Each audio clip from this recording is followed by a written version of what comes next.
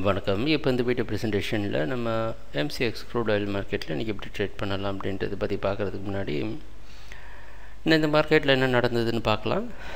4936 பக்கமாக ஓப்பன் ஆகிருந்தது. நம்ம என்ன நினச்சோன்னா 4930க்கு மேலே ப்ரைஸ் போச்சுன்னா பை பண்ணலாம்னு நினச்சோம். பல தடவை அதில் சப்போர்ட் எடுத்து மேலே போக முயற்சி செஞ்சுருக்கு. ஆனால் பலன் கொடுக்காமல் இறுதியாக 4900 வரைக்கும் கீழே வந்து 916 க்ளோஸ் ஆகிருக்கு. சரிங்களா? சொல்லப்போனால் ஒரு குழப்பமான இடத்துல தான் ட்ரேட் ஆகிட்டுருக்கு மார்க்கெட். இன்றைக்கி என்ன பண்ணலான்னா 4920க்கு கீழே ஓப்பன் ஆகிறதுக்கு மாதிரி தெரியுது. இந்த மாதிரி இடத்துல ஆப்ஷன் கான்ட்ராக்டை ட்ரை பண்ணுறது ரொம்ப நல்லது.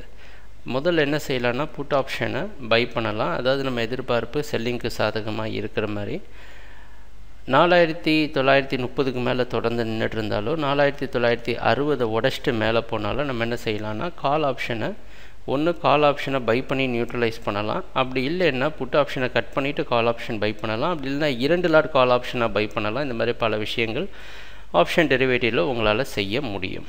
அதனால் என்ன பண்ணலாம் அப்படின்னு பார்த்தீங்கன்னா ஆப்ஷன்ஸை ட்ரை பண்ணுறது சேஃபு.